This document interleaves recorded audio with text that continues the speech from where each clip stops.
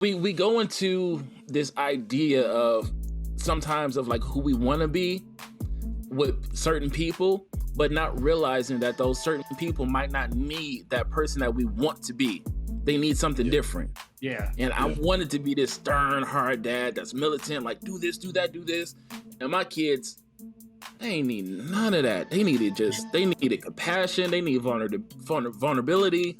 They needed love, and they needed hugs. Like that's what they needed. And I had to like take a step back, very early on. I was like, okay, this is the type of dad that I need to be.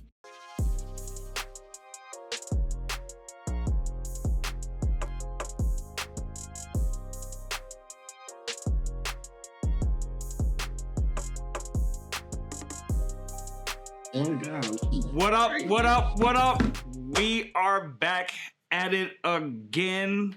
Welcome to another edition of Father's Heart Podcast with your boys Sean and Cole and George.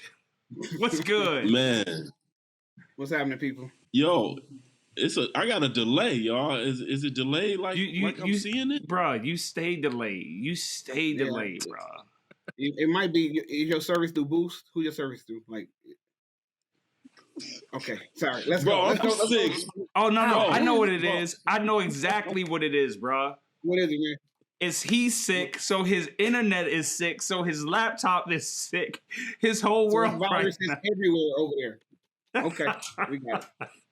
This virus is all over the place, man. All over the place, man. All over the place. Listen, man. Yo, so how y'all week been going, man? This has been a long one for me. I'm not gonna lie. Yo, you say that every week, yo. Are you gonna ever change the narrative? I guess that's a recurring thing at this point. It is, George. I didn't even know this. Every week. You say it every week, bro. I need you to come up with something different. I'm gonna stop answering. Can we get on with the show? We want to make sure we keep the people that's here. I'm ready to go. Oh, you want to change the subject? You want to change the subject? Actually, is what I want.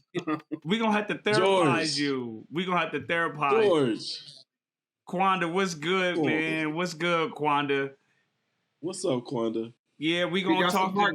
Mark. He didn't say how he just gave a. That's my man's right there, man. Come on, man, so I can introduce. I mean, I was waiting on my formal introduction. Oh, you do. You gotta stay silent. You gotta stay silent. I'm gonna mute you. Mark, it look like Mark. Listen, I was waiting on some so cool bombs to drop for me. I was waiting on the Funkmaster Flex intro, Oh. But I'm gonna He ain't been watching the show. Listen. He's been watching the show. Mark is a researcher. He's gonna be prepared. Listen, all right. I'm gonna get out the way. Mark, your boy gonna give you a formal introduction. You know what I mean? And so I'm gonna move right now. So George, let the people know who we have on the show tonight. Ladies and gentlemen, boys and girls, I am extremely excited to introduce a very close, personal friend of mine, Mr. MarkTavius Nichols, who is a man of many talents, man who wears many hats, one of the most genuine and authentic men I have had the pleasure of coming across, interacting with, and meeting. I can't wait for him to be able to share with us just things on his fatherhood journey and just life in general. This is one of my favorite people, and I'm excited to have him tonight. Mark, how you feeling tonight? How was that? Was that good? I love it, man. I love it. I'm feeling great. I'm feeling good. I'm here. Man. I'm happy to rejoice and people don't know Mark is the reason why why I don't have to sit next to Sean no more. He comes in and he makes sure that my camera is set and that that was you? Yeah, that's me. Yo, you gotta put your Cash App up, bro. I got you. We gotta bless you. We gotta bless you. Yeah, Mark, I should probably call you. He knows me why mine is being repaired. This man, when people talk about, people always talk about people giving you the shirt off their back, but I have known this to be true for this brother, not just for myself, but for anybody that he come in contact with. You know what I'm saying? He's a giver by nature. That's just kind of what he do.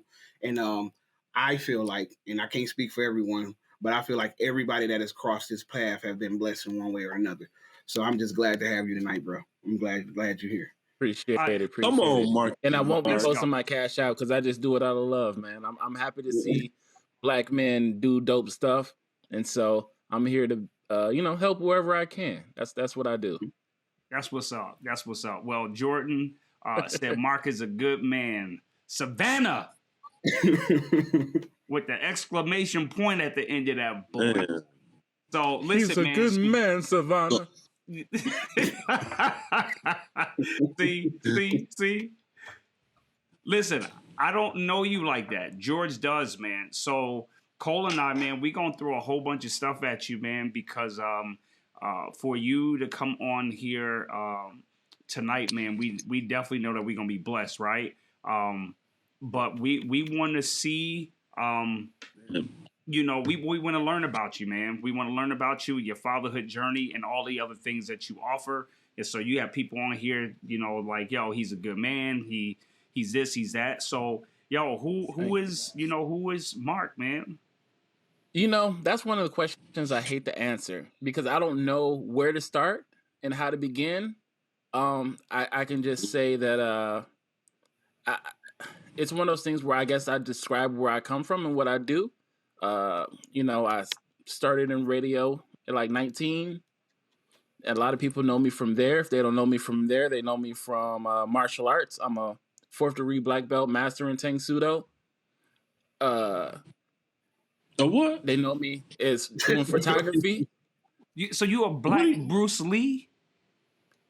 Back in the day, they call me Blackie Chan. I can come on with it. Come on. And so so this is the thing, though. I was never a bully, could never be a bully, right?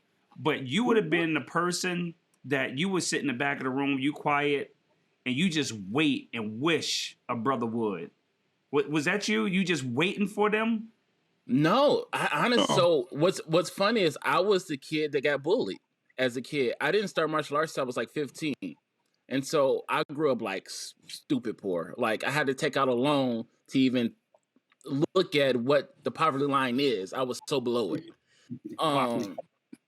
So I had the afro, the hand-me-downs from my brother that's 10 years older than me. So he was born in the 70s. So I'm wearing wool sweaters in the summertime because that's all I had to wear.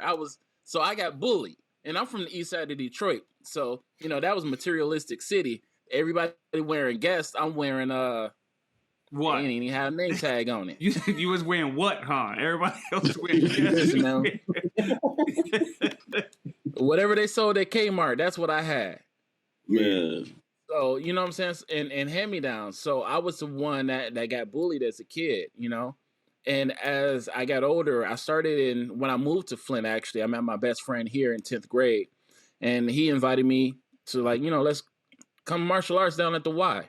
And I went and I did it. And I was never really aggressive, but I am the protector, right? Like, so if I do see something popping off, I'm like Nip at the Lakers game, right? When Cole got into it, I stood up like, y'all good?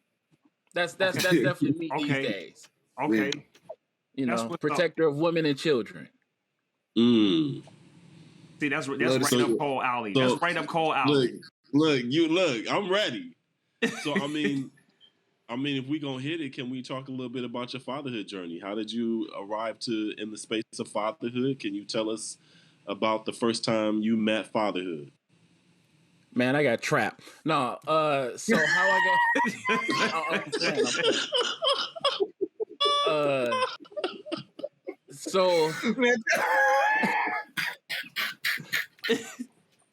I'm kidding. Tell a story, Mark. Kind of. This is my truth. No.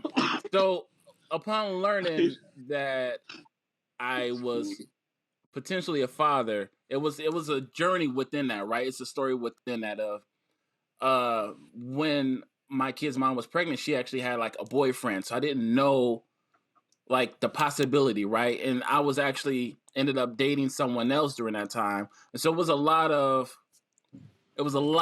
of trauma and bad communication, immaturity, and lack of discipline, and all of those things happening in that moment. And so the moment, though, uh, you know, fatherhood, I found out that my daughter was mine, and we got all that together. I was there, never missed a day since then. And I would love to say that it was easy, but man, it was it was a rude awakening of how much my mentality needed to change. How I needed to prepare more because I was kind of just a go with the wind kind of guy, right? Like I'd never planned to work in radio. I never planned to take any kind of course in life. I didn't have life planned out. I was just living, and it forced me to sit down and say, "All right, you got a baby girl. What are you gonna do next?" And it forced me to truly sit down and plan my life out and be an adult. I was 23 when my daughter was born, Mm-hmm. and or 24, and then boom, as soon as I got back and I started figuring out fatherhood, she got pregnant again with my son. And so my kids are 18 months apart. And so within that course of 2 years, I had to grow up. I had to grow up really quick and figure Yeah. out what I wanted to do and who I wanted to be. Because during this time, I still didn't know what type of man I was.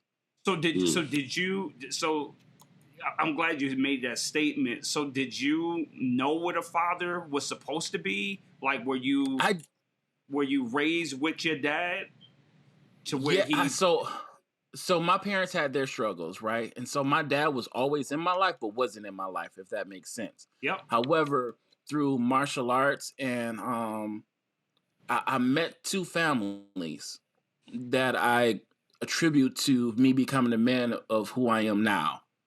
My martial art instructor, Gary Brown, and then actually the former mayor of Flint, Karen Weaver, and her husband kind of took me in as well. Wow. And when I say took me in, like they didn't know me from the guy around the corner standing at the store. And I did martial arts with their kids. And man, when I tell you like they saved my life, that was an understatement. That's an understatement. Yeah. Wow. And they took me in, guided me. I mean, I mean, like I popped up one day at Thanksgiving, and their family was like, "Who is this boy?" They was like, "Oh yeah, that's our other son," and they just continued on like nothing happened. And Wow. they just because they knew I was hungry and I didn't have nowhere else to eat on Thanksgiving, kind of thing. And so Can you talk about what? Can you tell us like what age that was for you, or that like was around what age it 15. was? That was about 15, 18 years old.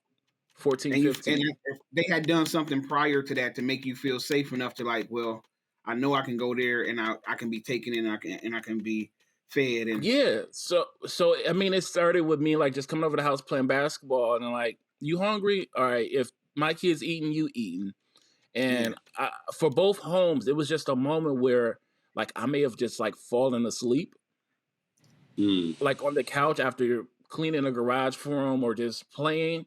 And instead of kicking me out, they just covered me up. Wow. Yeah. They put a cover on me and just let me sleep. Sean, that's a horn. He said instead of kicking me So out, they so covered me so up. so so you right, George. So I want to go Yeah, There we into go. yeah. so what That's when somebody say something super profound, Mark. You just got you one. so what does that but what does that mean? Like could you expound on Yeah. that? Like what do you mean by that? I mean, so instead of putting me out and just covering me up and letting me be, that's the ultimate act of love and trust, right? That's that's a step further than feeding a stray dog. It's like, oh, let me bring you in and make you family now. Yeah. And for them, now listen, I'm a father of a 12-year-old girl. I wouldn't dare let no man that I just met, no young boy come sleep in the same house as my daughters at all. I don't trust nobody. Mm-hmm. For them to be like, even though my young daughters are in this house, I don't fear this young man. I know he's a good person. I know he's safe. I see something in him. Let me build this up. Yeah. Man, what? Yeah. That is the ultimate parent. And that goes beyond just honestly parenting to me. Mm-hmm. Um for them just to believe in me and see whatever they saw in me and to guide me even now. So how did that impact you, bro? Like, I mean, for you to be the person who you are now, like that whole transition and you being this father, like how did that impact you for you to be the person that, like George is talking about, and these other people are speaking so high? I had never seen a successful 2-parent home before I met the Weavers. Okay. And now I'm in a house with 2 doctors. Wow. And I'm in a house with 2 doctors. Now, so I have a completely different perception of Flint than what people in Flint live. I think Flint is one of the most greatest places on earth. Like, I came from a school to where I can count on one hand how many white people even in my school. And to come to Flint and this melting pot of people, I went to Flint Central, graduated there. From there, I went to Flint Central, and it was this melting pot of people. I don't know if I'm supposed to do a horn for that high school because y'all be so beefed out. Absolutely, because that's where I graduated. Absolutely. See, that's what I'm saying. I don't know if that was supposed to be a horn or not because y'all be so beefed out. It's definitely a horn. Indian. Exactly.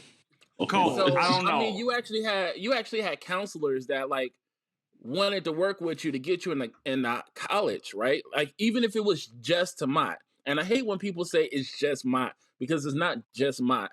Mott is a beautiful campus. Absolutely. Like it's a beautiful campus. It's a good school. I don't know why people poo-poo on it all the time, but Yeah. Mott is solid. And Absolutely. so in Detroit, I'm from the east side of Detroit. In Detroit, they struggle just to even get you to high school. And if you make it past the 10th grade, we'll consider discussing college with you. Really? Right? Yeah, man. It's the dropout rate in Detroit is insane. And that's crazy, bro.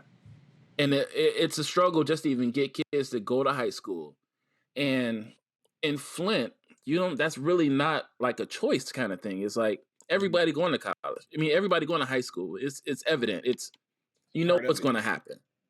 Yep. And everybody's at least going to go to Mott or do something else. You know what I'm saying?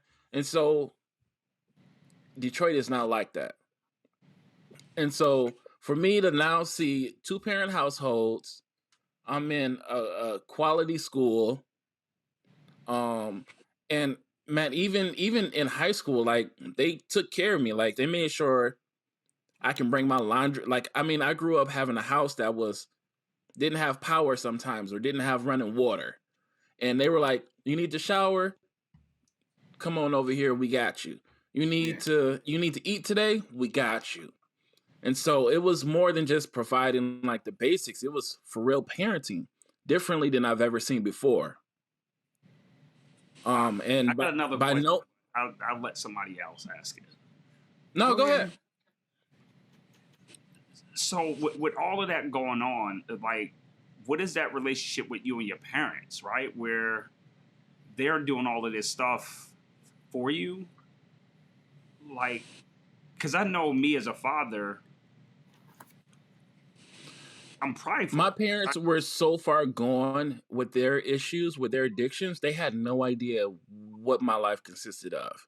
Okay. Like, I don't think they even knew when I left or what I was doing. They just knew that so I've always been on my own, like always. I want to say probably since the age of 8 or 9. Like at 9, I learned how to cook. And I don't mean food. I learned how to make a cookie crumble, if you get what I mean. Come on. And so, and that's at 9. I remember. Well, our audience, all of our audience doesn't know what that means. And I don't, I don't know either. At 9, I was a drug dealer. I learned how to cook crack at 9. Mm-hmm. By 10 or 11, I was in the streets. And so, and by a certain age, and then I moved away, came back, and by a certain age, they were just like, we don't want you out here. It's something different. Like, that's kind of one of those things I've always heard all my life. Like, it's something different about you. Like, Yeah, you don't need to be with us. You don't belong with us. Like, go do something else. So, like, I played football my freshman year of high school. I don't even think my parents ever knew. Like, I played football and ran track, and I was sponsored by drug dealers to get my physical, to get shoes, to get all this other stuff. Like, I don't know if y'all caught that. Yeah. Because LeBron is sponsored by Nike. Mm-hmm. I think my man who played for the Golden State Warriors, who wear number 30, he's sponsored by Under Armour. Correct. Mm-hmm. He just said he was sponsored by a drug dealer. And that's been my story often too. Like, even when I moved to Flint, I was still sponsored by the streets. And once I kind of met my best friend and I got into martial arts and I met those two families, a lot of stuff changed for me. And I didn't have to do a lot of that stuff. You know what I'm saying? And even still, like, it was point in times where, like, it was people coming after my parents for owing them money, and they trying to stick me up, and I stuck them up. And so, yeah. And so I was always, in a sense, and a lot of people don't even know this about my story either. Like, people like, Mark, Right? what? Like, yeah, like that's where I come from. And so I think that's a little bit of where my confidence comes from. Yeah. Mm-hmm. And just me being fearless in general, because it's like, I done already seen a worse. What more can happen to me? Yeah. Yeah. Well, Mark, I appreciate the fact that you're sharing this with us, right? Knowing that not a lot of people know about your story. So I think part of understanding the role of fathers is being in a space of vulnerability. Because I think it does take a little vulnerability to even be the kind of man and father that many of us show up as. Can you speak to what it's like seeing the world from those two different lenses and now being a father of two children? Like, can you speak to like how does those two worlds impact how you even parent? It's a beautiful thing for me to know that my kids, for one, will never need therapy because of me. Because I know that I'm going to rear them in the capacity that they know that they're loved, that they know that I'm the first person that they can call on. Yeah. And I can sit and talk to my daughter about anything. Like, she's introduced me to little ugly little boy she like. And, we can talk about it, have these honest conversations. Like, yeah, I don't like him, get rid of him, or he cool, but let me meet his parents, and all of those different things. Or we can sit and she can tell me, like, literally, like, just what's bothering her and feel comfortable doing it. For us to share those vulnerable moments, for me to know that my kids get more than one pair of shoes a year. Yeah. And, they got a closet full of clothes that they can pick from. And then you never had to worry about, lights being cut off or water being shut off, and they have everything they need and more. They don't just have the basics. They got everything they need and more. And and that they're mentally healthy. They don't have to worry about predators being in the house, like nothing crazy. Like, they live a good life. Yeah. And I think they live to a little bit too much of a good life because they think I'm rich. And that might bother me a little. That bothers me a little bit. Like, they think daddy got money. I'm like, this ain't real money. This is like, we doing okay money. Yeah. And so, they live a good life. And I think that's what makes me the happiest, right? They live mentally healthy, financially stable, safe life. That's super dope. Wow. That's super dope. George, you was about to say something. No, I was just going to say, like, a lot of times as parents, we either repeat what our parents did or we kind of go the whole opposite way. You know what I'm saying? Or sometimes we right there in the middle, but for the most part, it's typically here or there. And it sounds like, Mark, you super intentional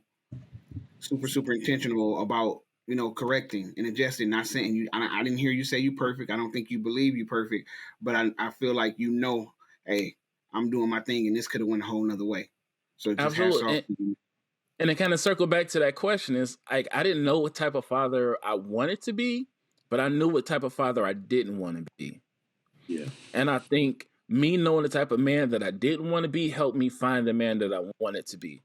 Yep. And it took a lot of ups and downs through relationships, and just like we go into this idea of sometimes of like who we want to be with certain people, but not realizing that those certain people might not need that person that we want to be. They need something different. Yeah. And I wanted to be this stern, hard dad that's militant, like do this, do that, do this. And my kids, they ain't need none of that. They needed compassion. They needed vulnerability. They needed love, and they needed hugs. Like that's what they needed. And I had to like take a step back, very early on. I was like, okay, this is the type of dad that I need to be. And the most important thing is listening. Like I'm very aware of who I am, and I'm always aware of my surroundings and the situations and stuff that I'm in. And so just being aware and listening to my kids of what they really needed helped me prepare to be the father that, I needed to be versus what I wanted to be. That's super dope. I love that. Powerful. Yeah, that's very powerful. And I think a lot of times on this show, we do a great deal of talking about the father's heart.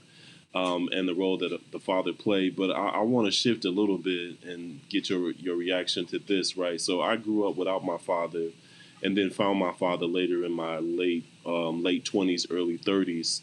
And I've had experiences with my father even to this day where I've had to learn how to be a son to a father that I never had as an adult. And so, it's really challenging. It's one thing to be a father, but it's a whole other thing to be a son to a father that either wasn't present or was present but wasn't there. And so I would love to know, like what kind of son have you had to learn to be for a father that was there but wasn't there? It's good. So for my biological father, that time was cut like really short because he passed away in 2015. I think though, like towards the end of his life, I think we were kind of just really scratching the surface on what it meant to be an adult son, because what I learned about him is that he struggled with a lot of mental health issues and with his drug addiction and then just his other like regular health issues. And he didn't have good relationships with men. Like, I don't think he had a healthy relationship with his father. So I don't think he really knew how to be a father himself to sons. He had good relationships with his daughters, but his boys, it was damn near non-existent. And so, first step, of course, is like forgiving. And that took me a long time. It's forgiving and then acknowledging his issues and then accepting those issues. And then forgiving again, right? For falling short. And figuring out how to build on that relationship, and then the time was cut short. So we never had a full opportunity to truly explore, but I accepted what was, and I cherished what was, but we just never had a chance to truly get there. Wow. I appreciate you sharing that, because that's I'm constantly growing in that space. So my dad is still present, and it's a constant evolution for sure.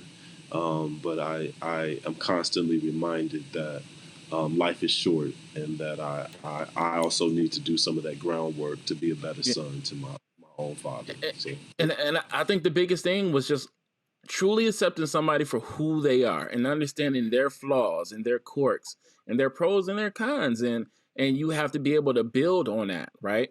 Like if you know that somebody struggles with communication, you might have to overshare and over communicate a little bit more. And that was a huge thing with like my dad in his last days was like so I remember when I moved across the country, and my dad, I don't think my dad had ever told me like he loved me before then. And he was really awkward with showing emotion. And this was also the first time I had ever been away from my parents, even though like they weren't involved in my life, even though I still lived under the same roof. My dad would just call me. I'm living in Arizona at this time. He would just call me like, "Hey, you good?" I'm good. Okay, cool, bye. And just hang up. 30-second conversations. He would call me a week later. I'm like, good? Yeah. Cool, love you, bye. And like, wouldn't even give me an opportunity to say it back. He would just hang up. He would just be awkward. Like he was forcing himself to say it. And like, all right, cool, love you, bye. And like, it wasn't even a full I love you. It was like, all right, cool, love you, bye. And then just hang up on me. So looking back now, but what do you think he was? What do you think that was all about? For one, I'm the oldest of the kids between him and my mom, and I had just had like my first kid, and I'm living across the country, so it's like, for one, I'm away. Like, I've never been away. I've always been there. I've always been a backbone. I've had bills in my name as a teenager. I'm 22, I'm 23, 24 at this time. And so it's that I'm the only child that he's never felt abandon him. And so for me to now be gone, he doesn't have, neither of my parents had that crutch. Yeah. And so for them to not have like that crutch is like, dang, I think I miss him. I don't, is that I don't know what I have until it's gone. Yeah. And so now he has to sit with that. And when you have to take a moment to sit in your own stew, you smell it. And you figure, and now it's like, I got the beef and the carrots, but I ain't got no potatoes in it. Yeah. And so, and that's why I asked you that question, man. It honestly, what I love, man. I haven't met a lot of people, especially men, that have that think like you, right? Like your emotional and your emotional awareness, or whatever the case, bro, is off the charts, right? So the way you are able to process a lot of this stuff, man, you just do it like just doing it, right? But what you have, bro, that's just not natural. People are still stuck, especially the work that we do working with individuals. People stuck, bro. And so the way that you are able to process all of that, and do it in front of people now, like, yo, that's fire, man. So that's really kudos to you. And then it's funny, the one thing that you said is that, how you changed your fathering for your children, that they didn't need that, and you wanted to father them the way that they needed. I think sometime, man, like you said, that you wanted to be this stern guy. Mm-hmm. I don't know if you really wanted to be that stern guy. A lot of times we think that's what we need to be. Mm-hmm. Right? I thought I needed to be stern and spank and all that. That's not what I wanted, right? And then when I was able to be comfortable in who I really was, then my parenting became easy, right? Because I'm that fun, loving, laughing guy. But I didn't think that fun, loving, laughing, jokey joke guy, the kids would respect, right? Mm-hmm. Because my dad was the total opposite. And so I think you hit your sweet spot, man. And that you are just living in your authentic self of being a father, right? Yeah. You being that angry, you would have been putting on a mask, bro. That's not sustainable. That's overwhelming. And it's a forever evolving thing, right? Because like I'm even still evolving in that realm of showing my kids more of who I am. Now that I got a few preteens on my hands, they're like, I don't know who you are. Like we know you, but I don't know who you are. And they kind of hit me with that. We want to know more of who you are. Good, man. And what do you really like? Like I know you said you like our gifts, but do you really like them? Yep. And I just had to tell them one day, like, no, y'all gifts trash. Yes. Yes. Trash. Trash. Since we here. Since we here. Right. So it's just a moment of having those honest conversations with them. Like, this is daddy, this is who daddy used to be. And this is who daddy is now. I'm this way because of this. I want you to always be aware, and this is my training. Because even so, like in martial arts, I was trained a very specific way. Um, I mean, when I say I was trained a specific way, like we were damn near trained like ninjas, man. Like, I mean, like handstand push-ups, fingertip push-ups. Like, I can move across the room and you wouldn't hear me take a step. We fought old school without gear. I still don't wear a headgear and mouthpiece when I fight, when I spar. Just real old school, fought without gloves. And so, that man is a lot of who I try to emulate and be. As I like to say, when I grow up, and while I'm growing up, I try to be like him. That's one of the greatest. My martial arts instructor, my guy, that was one of the greatest men I've ever met in my life. Just the sense of calm he had with everything, Yeah. like everything. Okay, it'll work out. Like, did somebody just got into a crash? They alive? They breathing? It'll be all right. We're gonna get them back. Yeah. We're gonna get them back. Like, his sense of calm is like no other I've ever seen before. And not to get too detailed, but like when you talk about your history and how you was raised, I'm sure that was like super, super chaotic.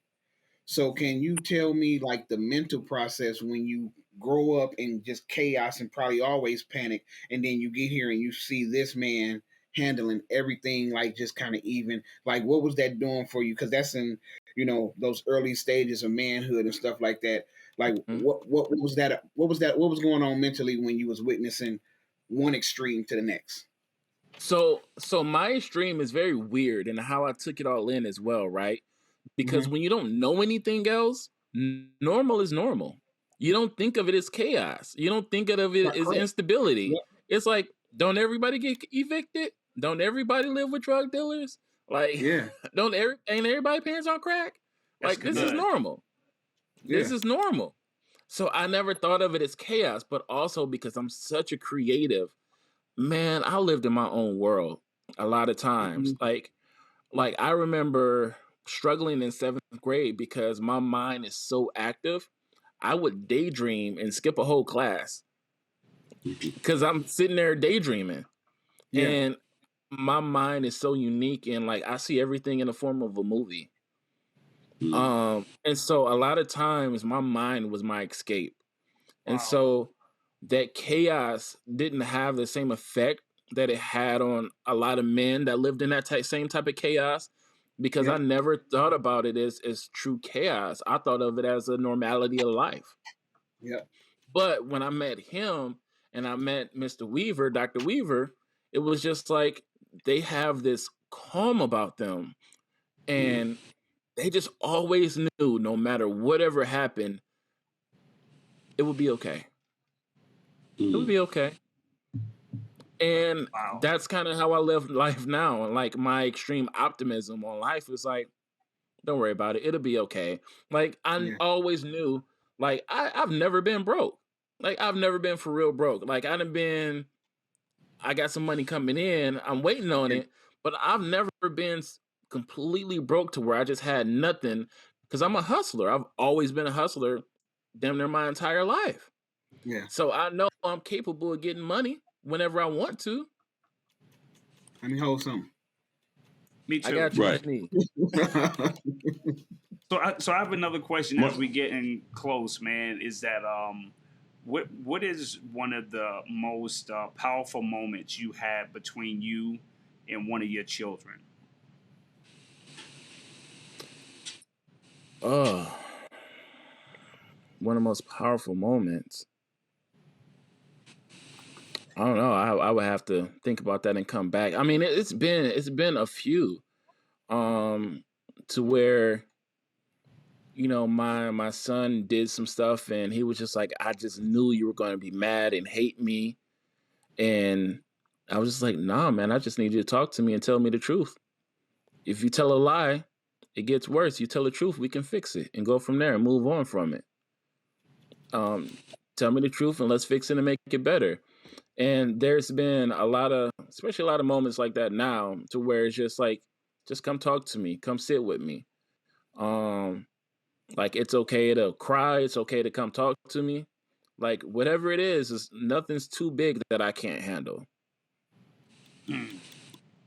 That's So dope. this kind of goes along with what Sean just asked you. But can you speak a little bit to what your children have taught you about yourself? That I don't always have to be strong. Mm. I spent a lot of my early years, and it's also okay to be vulnerable. I spent a lot of their early childhood, especially because I divorced. Me and their mom got divorced when my daughter was only like 2, and it was or 3, and it was right before my son's second birthday that we split. And so I spent a lot of my off time doing photography, just to help out with bills and making money and just doing what I love. And I would never, and I was also going to school, and I would never do any of that stuff around them. I would always do it when they weren't there, thinking like, oh, I'm just going to monopolize on my time with them when they're here, and I don't have to have any distractions. Well, I think it was a hindrance of who they thought I was, because they thought Daddy just didn't do anything. Yeah. And so then when I started introducing them and showing them what all I do, I think they understood me more and was like, wow, Dad's human. He really does go to work, and he has his job. And then he also goes to school. Daddy does his homework. Let me make sure I do my homework. And so it helped humanize me, and allow me to be vulnerable, because it was even a bit of a pride thing. Like, let me not do this and, do it when my kids aren't here. But now it's like, all right, listen, y'all go do this. Daddy's going to go in here and get his work done. And so now they see me working, they see my hustle. And so now they understand that what it takes to get to the places that I've been and done in life. Yeah. That's dope, man. And so they taught me to be a little bit more vulnerable. That's dope, bro. That's super dope. Thank you. Yeah, it really is, man, too. And I don't know if you've noticed the theme that you've set for tonight, but I think you've really helped, or you've really shaped for so many people that are watching and will watch this concept of that everyone is watching. Children are watching, and they're paying attention, and that I think it's so important that men recognize the power and the authority that they operate out of, and that even if they're raising their own families, that other children are watching in the neighborhood. And so I think what you really shaped for us tonight, for me, is that it's so important to recognize the power of fathering in your own home, but the power of fathering outside of your home is just as important. And so thank you for that. Thank you for that. Thank you. Yeah. Thank you. Yeah. So, George, this was good. George, last question, man. You got the last question. All right. Switching gears. Mark happens to be a very, very industry type person. Mark, who is the 5 most famous people you've ever met? And when I say met, I ain't talking about you still with a picture. I'm talking about that you engaged and interacted with.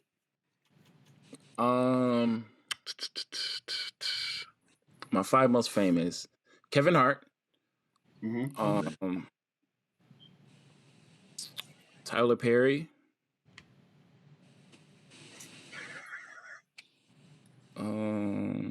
Beyonce. How can you forget her? Why when she Because it was so right.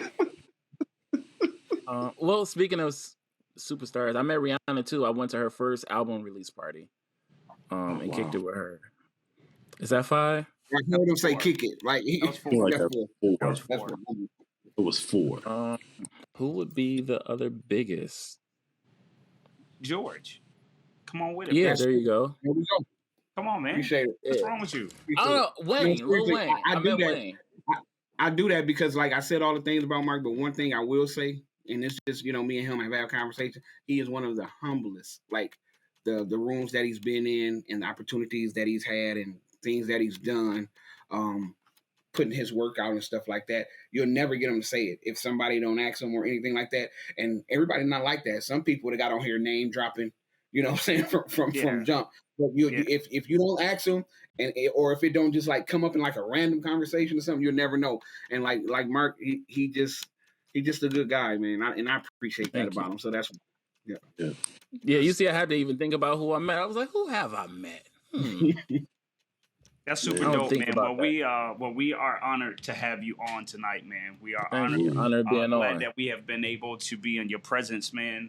And yeah, man. How can we, the people, get in contact with you?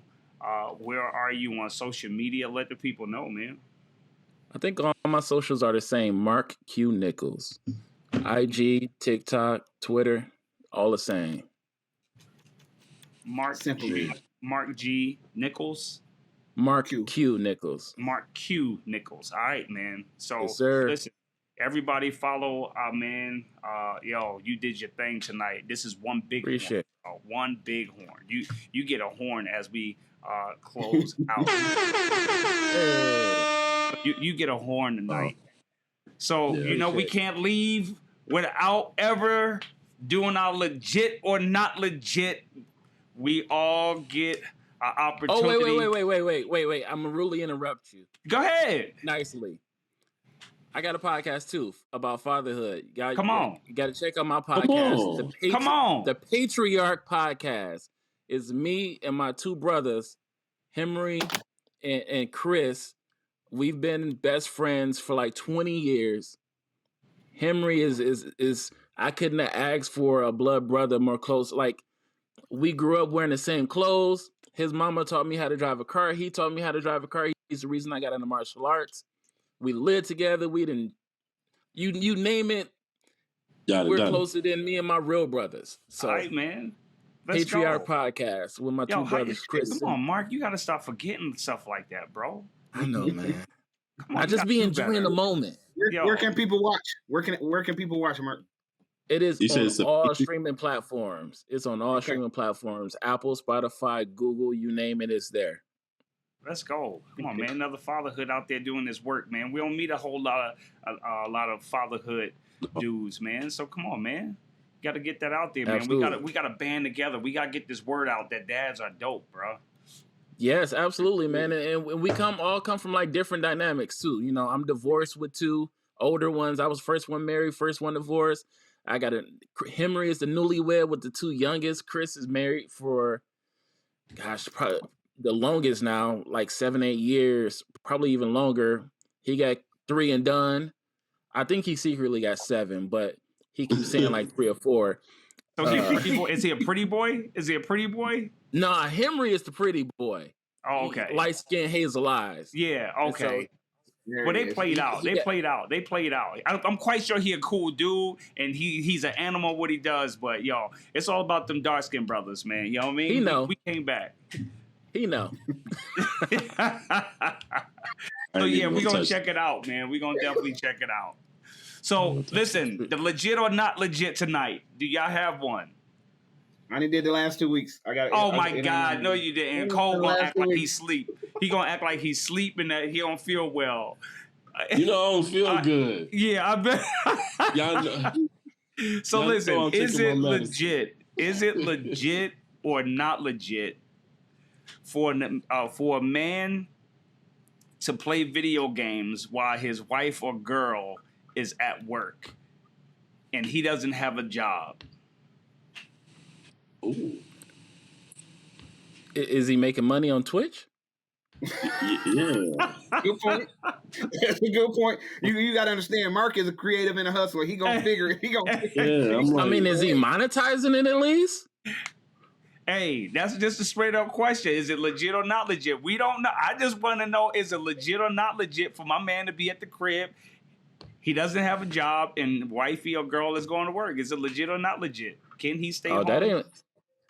If he ain't got it monetized, that ain't legit. It's not legit. Not legit at all. Bro. That's not legit at all.